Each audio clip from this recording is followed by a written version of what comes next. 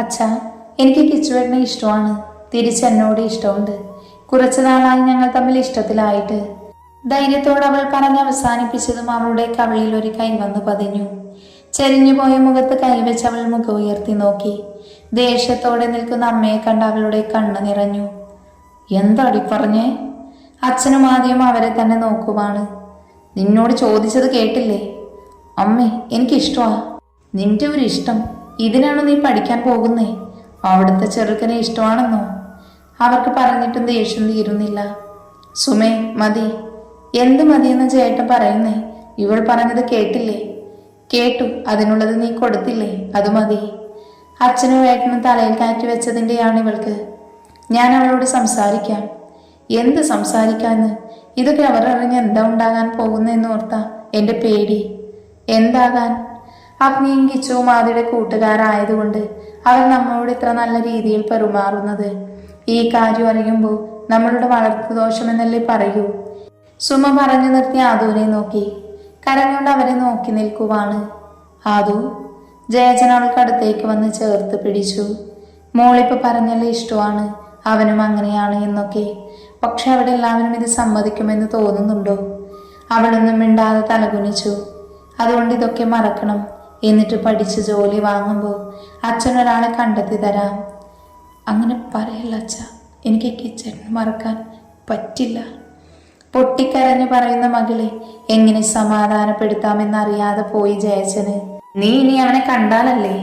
അമ്മ അവളെ കയ്യിൽ പിടിച്ചു വലിച്ച് മുറിയിലേക്ക് കൊണ്ടുപോയി. അത് നോക്കി നിൽക്കാനേ ആദിക്കും അച്ഛനുമായുള്ളൂ. നിനക്കിത് അറിയാമായിരുന്നു ആദി? അറിയാമായിരുന്നു. തിരുത്തി കൊടുക്കണമായിരുന്നു നീ. അതച്ഛ, അവനും താല്പര്യമുണ്ടെന്ന് പറഞ്ഞപ്പോ. ഇനി പറഞ്ഞിട്ടെന്താ കാര്യം? തൽക്കാലം ഇതാരും അറിയണ്ട. ഇനി കുറച്ച് നാളല്ലേ ഉള്ളു കോളേജ്. അത് കഴിഞ്ഞ് അവളെ സുമയുടെ വീട്ടിലാക്കാം.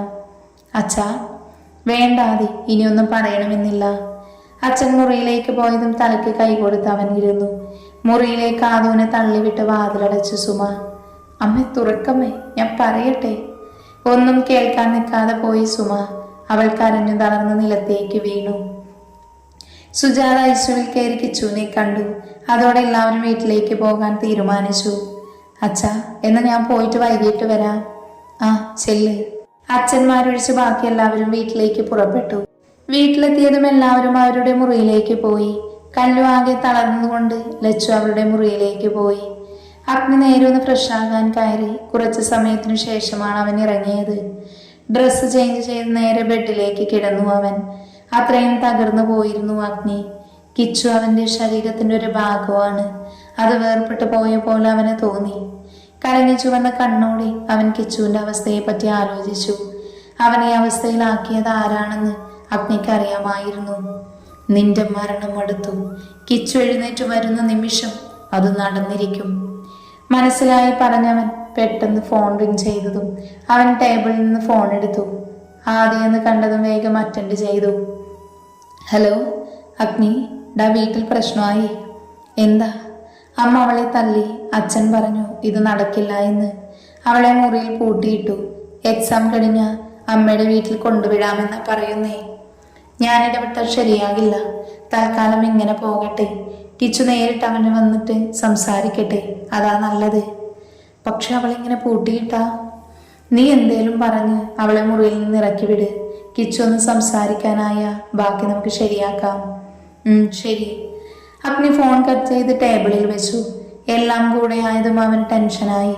നെറ്റിയിൽ കൈവച്ച് കണ്ണടച്ച് കിടന്നു. കല്ലൊന്ന് ഫ്രഷായി ഇറങ്ങൂ. ഏട്ടന്റെ കാര്യോർത്ത് എനിക്ക്. ഏട്ടനൊന്നും വരില്ലടി, നീ ഇങ്ങനെ കരയല്ലേ. കരയുന്ന കല്ലുവിനെ ചേർത്ത് പിടിച്ചു അവൾ. കല്ലു കരഞ്ഞോണ്ടിരുന്നിട്ട് കാര്യമില്ല. താഴെ ചെറിയമ്മ എങ്ങനെയാണെന്ന് അറിയില്ലേ. നീ ഒന്ന് ഫ്രഷായി അങ്ങോട്ട് ചെല്ലേ. ഞാൻ ദേവേട്ടൻ്റെ അടുത്ത് പോയിട്ട് വരാം. ലച്ചു പറഞ്ഞതും കല്ലു വേഗം മുഖാമൃത്തി തുടച്ചു. നീ ഏട്ടൻ്റെ അടുത്തേക്ക് ചെല്ല്. ആകെ തകർന്ന അവസ്ഥയിലാണ്. കല്ലു എഴുന്നേറ്റ് വാഷ്റൂമിലേക്ക് പോയി. ലച്ചു അവളെ ഒന്ന് നോക്കിയിട്ട് വാതിൽ തുറന്ന് പുറത്തേക്ക് ഇറങ്ങി.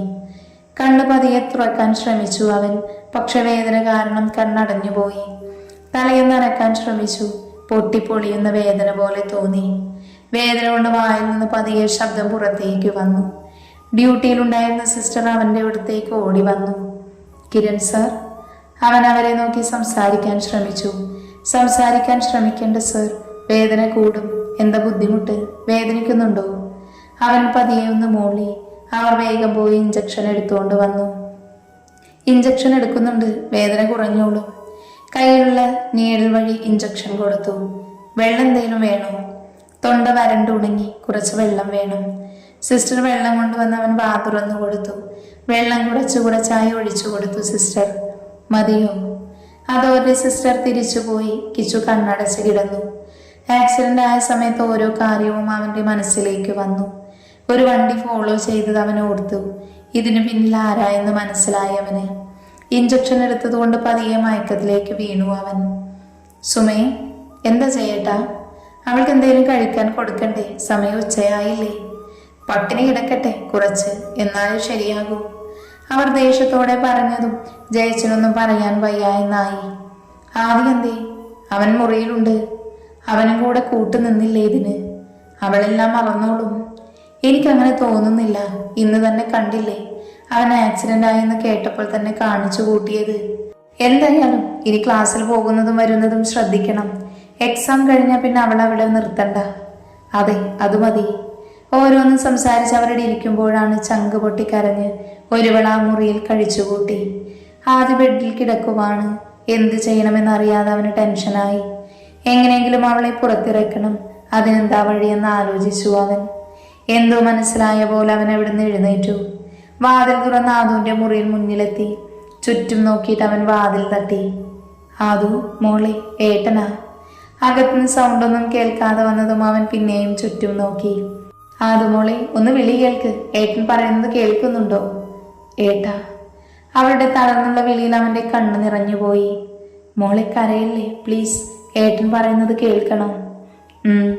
തേങ്ങിക്കൊണ്ട് അവൾ മൂളി. ഞാൻ അഗ്നിയെ വിളിച്ചെല്ലാം പറഞ്ഞു. അവൻ പറയുന്നത് കിച്ചു സംസാരിക്കാനാവാതൊന്നും ചെയ്യാൻ പറ്റില്ല എന്നാ. അപ്പൊ ഞാൻ പറയട്ടെ? അതുകൊണ്ട് തൽക്കാലം മോൾ പുറത്തിറക്കാൻ ഒരു വഴിയേ ഉള്ളൂ. എന്താ ഏട്ടാ? അമ്മയോ അച്ഛനോ വന്നാ പറയണം കിച്ചുവിനെ മറക്കാൻ ശ്രമിക്കാമെന്ന്. ഏട്ടാ, ദേഷ്യത്തോടെ അവൾ വിളിച്ചു. മറക്കാനല്ല, അങ്ങനെ പറയണം. എന്നാലേ അവർ പുറത്തിറക്കൂ. അപ്പൊ അവർ നിന്നെ വിശ്വസിക്കുമെന്നില്ല. എന്നാലും പിന്നെയും അങ്ങനെ തന്നെ പറയണം. പുറത്തിറങ്ങിയ ബാക്കി നമുക്ക് ശരിയാക്കാം. തൽക്കാലം ഞാൻ പോവുക, ഇവിടെ നിൽക്കുന്നില്ല. അവർ വന്നാൽ പ്രശ്നമാകും. ഞാൻ പറഞ്ഞത് കേട്ടില്ലേ? അതുപോലെ തന്നെ പറയണം, കേട്ടല്ലോ? എന്ന് ഞാൻ പോകുക. ആദ്യ വേഗം അവിടെ നിന്ന് മുറിയിലേക്ക് പോയി. ആദ്യ വാതിൽ ചാരിന്ന് കരഞ്ഞുകൊണ്ട് നിലത്തേക്ക് വീണുപോയിരുന്നു അവൾ. വാതിൽ തുറന്ന് അകത്തേക്ക് കയറി ബെഡിൽ കിടക്കുന്ന അഗ്നിയെ കാണാൻ അവൾ വാഷ്റൂമിലേക്ക് പോയി. ഡോറ് തുറക്കുന്ന സൗണ്ട് കേട്ടെങ്കിലും അവൻ കണ്ണു തുറന്നില്ല. തല പൊട്ടിപ്പൊളിയുന്ന പോലെ തോന്നി അവന്. നെറ്റിയിൽ കൈയമർത്തി. ലച്ചു ഫ്രഷായി ഡ്രസ്സ് ചേഞ്ച് ചെയ്ത് പുറത്തേക്ക് വന്നു. ബെഡിൽ കിടക്കുന്ന അഗ്നിയുടെ അടുത്തേക്ക് വന്നു. അവന്റെ അടുത്തായി ഇരുന്ന് കയ്യിൽ പിടിച്ചു. അവൻ പെട്ടെന്ന് ഞെട്ടി കണ്ണു തുറന്നു. എന്തൊക്കെയോ ആലോചനയിൽ കിടന്നതുകൊണ്ട് ഫ്രഷായി വന്നവളെ അവൻ കണ്ടില്ല. എന്താ ദേവേട്ട, ഇങ്ങനെ സങ്കടപ്പെട്ട് കിടക്കല്ലേ? എനിക്ക് പറ്റുന്നില്ലടി അവനില്ലാതെ ഞാൻ. വാക്കുകൾ പുറത്തേക്ക് വരാൻ മടിക്കുന്ന പോലെ അവന്റെ തൊണ്ടയിൽ സങ്കടം കനത്തു. എല്ലാം ശരിയാകും. കിച്ചുവേട്ടൻ പെട്ടെന്ന് തന്നെ തിരിച്ചു വരും. അവൻ വരും. ഇങ്ങനെ എല്ലാവരെയും സങ്കടപ്പെടുത്താൻ അവനാവില്ല. അതെ, നീ കുറച്ച് സമയം എൻ്റെ കൂടെ ഇരിക്ക്. എനിക്ക് വയ്യടി. ലച്ചൊന്നും പറയാതെ അവന്റെ അടുത്ത് കിടന്നു. അവളെ ചേർത്ത് പിടിച്ചു അവന്റെ നെഞ്ചിലേക്ക് കിടത്തി. സമയം കടന്നുപോയി. പതിയെ രണ്ടുപേരും ഉറക്കത്തിലേക്ക് വീണു. മുഖാമർത്തി തുടച്ചാതു അവിടുന്ന് എഴുന്നേറ്റു. വാഷ്റൂം തുറന്നകത്തേക്കു കയറി കണ്ണാടിയിൽ മുഖം നോക്കി അവൾ. വീർത്തു ചുവന്ന കണ്ണുകൾ, പാറി പറന്ന മുടികളും. പൈപ്പ് തുറന്ന് മുഖം കഴുകി ടവൽ കൊണ്ട് മുഖം തുടച്ച് മുറിയിലേക്ക് വന്നു. ബെഡിലേക്ക് കിടക്കുമ്പോഴും അവളുടെ ഉള്ളിൽ കിച്ചുവായിരുന്നു. എനിക്ക് വയ്യ കിച്ചേട്ട. എന്തൊക്കെ സംഭവിച്ചാലും എൻ്റെ കിച്ചേട്ടനില്ലാതെ ഞാൻ ജീവനോടെ ഉണ്ടാവില്ല. മനസ്സിൽ ഉറച്ച തീരുമാനം അവൾ എടുത്തു. അച്ഛനും അമ്മയും എന്തൊക്കെ പറഞ്ഞാലും അവനെ വിട്ടുപോകില്ല എന്ന് ഉറപ്പിച്ചു. സമയം കടന്നുപോയി. അവൾ പതിയെ മയങ്ങി. പെട്ടെന്ന് ഡോറ് തുറക്കുന്ന സൗണ്ട് കേട്ട് അവൾ കണ്ണു തുറന്നു. അകത്തേക്ക് കയറി വന്ന അമ്മയെ കണ്ടവൾ കണ്ണടച്ചു. ഡി, എഴുന്നേറ്റ് ഈ ആഹാരം കഴിക്ക്. ടേബിളിൽ ഭക്ഷണം കൊണ്ടുവന്ന പാത്രം വെച്ച് അവളെ വിളിച്ചു. എല്ലാം കേട്ടുകൊണ്ട് അവൾ അവിടെ തന്നെ കിടന്നു. ഡി, നിന്നോടാ പറഞ്ഞേ. അവൾക്ക് അടുത്തേക്ക് വന്ന് കയ്യിൽ തട്ടി വിളിച്ചു. മുഖം ചുളിച്ച് അവൾ കണ്ണു തുറന്ന് അമ്മയെ നോക്കാതെ മറ്റൊരിടത്തേക്ക് കണ്ണു നട്ടു. മര്യാദയ്ക്ക് കൊണ്ടുവന്ന ഭക്ഷണം കഴിച്ചോ, ഇല്ലെങ്കിൽ പിന്നെ പട്ടിണി ആയിരിക്കും. എനിക്ക് വേണ്ട. വേണ്ടെങ്കിൽ കഴിക്കണ്ട, പട്ടിണി കിടന്നു. എന്തൊക്കെ ചെയ്തിട്ടു കാര്യമില്ല. നിന്റെ ആഗ്രഹം നടക്കില്ല, നടത്തിക്കില്ല ഞാൻ. എന്തിനാ അമ്മേ എന്നോട് ഇങ്ങനെ? എനിക്കും അത്രയും ഇഷ്ടമുള്ളത് കൊണ്ടല്ലേ. അത് നടക്കില്ല. അവരൊക്കെ വലിയ ആളുകളാ. പാവപ്പെട്ട വീട്ടിൽ നിന്ന് നിന്നെ അങ്ങോട്ട് കൊണ്ടുപോകുമെന്ന് വിചാരിച്ചോ? എങ്കിൽ ഇല്ല. അവരുടെ നിലയും വിലയും അനുസരിച്ച പെണ്ണിനെ നോക്കൂ. നിന്റെ കാര്യം അറിയുന്നതിന് മുന്നേ നിന്റെ കല്യാണം നടത്തണം. അമ്മേ, അലറിയിട്ട് കാര്യമില്ല. ഞാനത് തീരുമാനിച്ചു. ആദ്യമുഖം പൊത്തി പൊട്ടിക്കരഞ്ഞുപോയി. കരഞ്ഞിട്ടൊന്നും കാര്യമില്ല. ഞാൻ എന്തായും ഏട്ടനൊന്ന് വിളിക്കട്ടെ. അത്രയും പറഞ്ഞ് മുറി വിട്ട് പുറത്തേക്ക് പോയി സുമ. കിച്ചേട്ടാ, മനസ്സിൽ അലറി വിളിച്ചു അവൾ. എനിക്ക് കിച്ചേട്ടൻ്റെ കൂടെ ജീവിക്കാൻ പറ്റില്ലേ? ഇല്ലെങ്കിൽ പിന്നെ എന്നെ ആരും കാണണ്ട. മനസ്സിൽ പറഞ്ഞുകൊണ്ട് അവൾ ബാത്റൂം ഡോർ തുറന്ന് അകത്തേക്കു കയറി. അവിടെ മൊത്തം തപ്പി നോക്കി. ഒന്നും കാണാതെ വന്നതും തിരിച്ചു മുറിയിലേക്ക് വന്നു. ഡോറ് തുറന്നു നോക്കി. ബ്ലേഡ് കണ്ടതും അവളുടെ കണ്ണു തിളങ്ങി. ടേബിളിൽ കിടന്ന് നോട്ടെടുത്ത് ഒരു പേപ്പർ കീറി പെണ്ണെടുത്ത് എഴുതി തുടങ്ങി അവൾ. കിച്ചേട്ടാ, എനിക്കെൻ്റെ കിച്ചേട്ടൻ്റെ കൂടെ ജീവിക്കാൻ സാധിക്കില്ല. നമ്മളെ പിരിക്കാൻ നോക്കുക. എൻ്റെ കിച്ചേട്ടനില്ലാതെ ഞാനെങ്ങനെ ജീവിക്കും? അടുത്ത ജന്മത്തിൽ നമുക്ക് ഒരുമിച്ച് ജീവിക്കണം. കാത്തിരിക്കില്ലേ? കിച്ചേട്ടൻ്റെ മാത്രം ആദു. കണ്ണുനീർ മൊത്തം പേപ്പറിൽ വീണു. എഴുതി അവസാനിപ്പിച്ച് അവൾ എഴുന്നേറ്റു. വാഷ്റൂം തുറന്ന് അകത്തേക്ക് കയറി ഡോറ് പതിയെ ചാരി അവൾ കണ്ണാടിയിലേക്ക് നോക്കി. ഞാൻ പോകുക കിച്ചേട്ടാ. കണ്ണുകൾ അടച്ചു തുറന്ന് കൈതണ്ടയിൽ വരഞ്ഞു. വേദന കൊണ്ട് മുഖം ചുളിഞ്ഞു. പിന്നെയും ആഴത്തിൽ വരഞ്ഞു അവൾ. കണ്ണു തുറന്ന് കലങ്ങിയ ചുവന്ന കണ്ണോടെ അവൾ ഡോറ് തുറന്ന് പുറത്തേക്ക് വന്നു. ബെഡിലേക്ക് കിടക്കുമ്പോൾ കണ്ണുകൾ പതിയെ അടഞ്ഞു പോകുന്നുണ്ടായിരുന്നു. സുമേ, അവൾ കഴിച്ചില്ലല്ലോ. ഇല്ല, വാശിയല്ലേ, അവിടെ ഇരിക്കട്ടെ. ഞാൻ എന്തേലും ഏട്ടൻ വിളിച്ച് കാര്യം പറയാൻ പോകുക. എന്തിന്? എത്രയും പെട്ടെന്ന് അവളുടെ കല്യാണം നടത്തണം. പെട്ടെന്നൊരു കല്യാണം എന്നൊക്കെ പറഞ്ഞാൽ പെട്ടെന്ന് തന്നെ വേണം. അല്ലാതെ അവൾ ഇങ്ങനെ വിട്ടാ പറ്റില്ല. ഞാൻ ഏട്ടനെ വിളിച്ച് സംസാരിക്കാം. എന്നിട്ട് ചെക്കനെ നോക്കാം പെട്ടെന്ന് തന്നെ. സുമ അമ്മയ്ക്കൊരു സഹോദരനാണുള്ളത്. സുദേവൻ സ്കൂൾ മാഷാണ്. ഭാര്യ സരിത സൂപ്പർ മാർക്കറ്റിൽ ജോലി. ഒരു മകൻ ഗോകുൽ IT കമ്പനിയിൽ ജോലി ചെയ്യുന്നു. സുമയുടെ അച്ഛൻ അശോകൻ, അമ്മ കാർത്തിയാനി. ഫോണെടുത്ത് സുദേവനെ വിളിച്ചു. ആ, എന്താ സുമ ഈ സമയത്ത്? ഏട്ടനോടൊരു കാര്യം പറയാൻ വിളിച്ചതാ. എന്താ കാര്യം? നമ്മുടെ ആദ്യൊരു ചെക്കനുമായിട്ട് ഇഷ്ടത്തിലാ. എന്തൊക്കെയാ പറയുന്നേ? അതേ ഏട്ടാ, അവൾ അങ്ങോട്ട് കൊണ്ട് വിടട്ടെ. അങ്ങനെ മാറ്റി നിർത്തിയാലും കാര്യമുണ്ടോ? ഇല്ല, എന്നാ പിന്നെ കല്യാണം നടത്തിയാലോ? ഇപ്പൊ കല്യാണം വേണോ? പിന്നെ എന്ത് ചെയ്യാനാ? അവളിങ്ങനെ വിട്ടാൽ ശരിയാകുമോ? എന്നാ പിന്നെ ഗോകുലിനെ നോക്കിയാലോ? അത് നല്ല കാര്യമല്ലേ? എന്നാ നമുക്ക് അങ്ങനെ ചെയ്യാം. എന്ന് ഞാൻ അച്ഛനും അമ്മയോടും അവനോടും സരിതയോടും സംസാരിച്ചിട്ട് വിളിക്കാം. ശരി ഏട്ടാ. ഫോൺ കട്ട് ചെയ്ത് സുമയൊന്ന് നിശ്വസിച്ചു. എന്താ പറഞ്ഞേ? ഗോകുലിനെ ആലോചിക്കാമെന്നാ പറഞ്ഞേ. അവനെയോ? അവനെന്താ കുഴപ്പം? നല്ല പഠിപ്പുണ്ട്, ജോലിയുണ്ട്. പിന്നെ അവിടെ ആകുമ്പോൾ അച്ഛനും അമ്മയും ഏട്ടനും എല്ലാം ഉണ്ടല്ലോ. സമാധാനമായിട്ടിരിക്കാം. അത് ശരിയാ, ആദിയോട് ചോദിക്കണ്ടേ? ഇപ്പൊ വേണ്ട, ഏട്ടൻ അവരോട് സംസാരിച്ചിട്ട് വിളിക്കാമെന്നാ പറഞ്ഞേ. എന്നിട്ട് അവനോട് പറഞ്ഞാ മതി. അവർ പറയുന്നതെല്ലാം ആദി കേൾക്കുന്നുണ്ടായിരുന്നു. താഴേക്ക് വന്നതാണ് അവൻ. അപ്പോഴാണ് അവർ പറയുന്നത് കേൾക്കുന്നത്. അതോടെ അവൻ മാറി നിന്നു. കുറച്ചു സമയം കൂടെ അവൻ അവിടെ തന്നെ നിന്നു. എന്നിട്ട് അങ്ങോട്ട് ചെന്നു. എന്താടാ? ഒന്നുമില്ല, ഞാനൊന്ന് പുറത്തേക്ക് പോകുക. ഈ ഉച്ചയ്ക്കോ? എങ്ങോട്ടാ നീ? നല്ല വെയിലുണ്ട്. ഞാൻ കാർത്തിയുടെ അടുത്ത് വരെ പോകുക. എന്തായാലും കുറച്ചു കഴിഞ്ഞ് പോകാം, ഇപ്പൊ പോകണ്ട. അതോടെ അവൻ അവിടെ സോഫയിലിരുന്നു. അവൾക്ക് ഫുഡ് കൊടുത്തോ? ഞാൻ കൊണ്ടുപോയി കൊടുത്തു. അവൾക്ക് വിശപ്പില്ലെന്ന് വാശി പിടിച്ച് നിൽക്കുക. അവൾ കഴിച്ചോ എന്നറിയില്ലല്ലോ. ഞാൻ പോയി നോക്കട്ടെ. എന്തിന്? ഒരു നേരം കഴിച്ചില്ലെങ്കിൽ കുഴപ്പമൊന്നുമില്ല. അമ്മേ, എന്തിനിങ്ങനെ വാശിയാണോ? അവളെ തിരുത്തുന്നതല്ലേ? നിനക്ക് നേരത്തെ അറിയാമായിരുന്നു, എന്നിട്ടും നീ അത് ചെയ്തോ? അതമ്മേ, അവനും അങ്ങനെയുണ്ടെന്ന് അറിഞ്ഞപ്പോ നീ കൂടെ നിന്നു. പക്ഷെ അത് വീട്ടിലറിഞ്ഞാൽ എന്താ ഉണ്ടാകുന്നതെന്ന് നീ ചിന്തിച്ചില്ല. ആദ്യമൊന്നും മിണ്ടിയില്ല. പറഞ്ഞിട്ട് കാര്യമില്ല എന്ന് അവന് തോന്നി.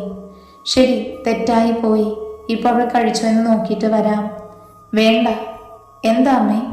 അവൾ വേണമെങ്കിൽ കഴിച്ചോളും. അമ്മേ, ഇനിയൊന്നും പറയണ്ട ആദി.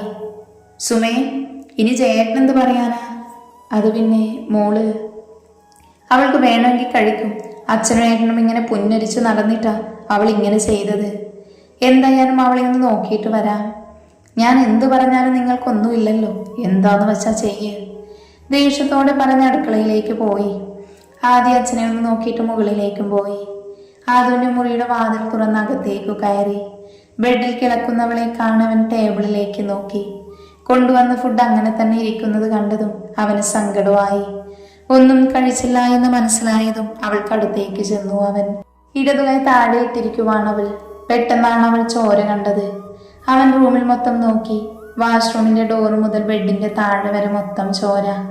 അവളുടെ കൈക്ക് താഴെ ചോര കെട്ടി നിൽക്കുന്നു. അവന്റെ ഉള്ളൊന്ന് ആളിപ്പോയി. കണ്ണു നിറഞ്ഞു വന്നു. പെട്ടെന്ന് ബോധം വന്ന പോലെ അവൾക്കടുത്തേക്ക് ചെന്നു. ആദു, മോളെ. ഇടറിക്കൊണ്ട് അവൻ വിളിച്ചു. അവളെ തിരിച്ചു കിടത്തി. ഇടതുകൈ തണ്ടയിൽ മുറിയിൽ നിന്ന് ഒഴുകുന്നത് കണ്ടതും അവന്റെ നെഞ്ചു പിടഞ്ഞു. മോളെ. അവളെ വിളിച്ചുകൊണ്ട് കയ്യിൽ കോരിയെടുത്തു. താഴേക്ക് വേഗത്തിൽ ഇറങ്ങി അവൻ. അച്ഛാ. അവൻ അലറി വിളിച്ച് താഴേക്ക് ചെന്നു. ആദുവിനെ എടുത്തോണ്ട് വരുന്ന ആദിയെ കണ്ടതും അച്ഛൻ സോഫയിൽ നിന്ന് എഴുന്നേറ്റു. ശബ്ദം കേട്ട് അടുക്കളയിൽ നിന്ന് അമ്മയും വന്നു. എന്താ ആദി? അച്ഛ, വേഗം വണ്ടി എടുക്ക്. എന്താടാ, എന്താ കാര്യം? കാര്യം പറഞ്ഞുകൊണ്ട് നിന്നാ പിന്നെ ഇവളെ ഒരിക്കലും കാണില്ല. സമയം പോകും തോറും ജീവൻ രക്ഷിക്കാൻ പറ്റില്ല. ആദ്യം പറയുന്നത് കേട്ട് അവർ അവളെ ഒന്ന് നോക്കി. കയ്യിൽ നിന്ന് ചോര ഒഴുകി താഴേക്ക് വീഴുന്നത് കണ്ടതും അയ്യോ, എൻ്റെ മോളെ. അലറിക്കരഞ്ഞോണ്ട് അമ്മ അടുത്തേക്ക് വന്നു. ആദ്യം അവരെ നോക്കിയിട്ട് പുറത്തേക്ക് ഇറങ്ങി. കാറിന്റെ ഡോർ അച്ഛൻ തുറന്നു കൊടുത്തതും അവളെ പുറകിലേക്ക് കിടത്തി. അമ്മ കരഞ്ഞോണ്ട് ഓടി വന്ന് കാറിൽ കയറി. അച്ഛൻ അവന്റെ കൂടെ മുന്നിലും കയറിയതും ആദ്യ കാറെടുത്തു.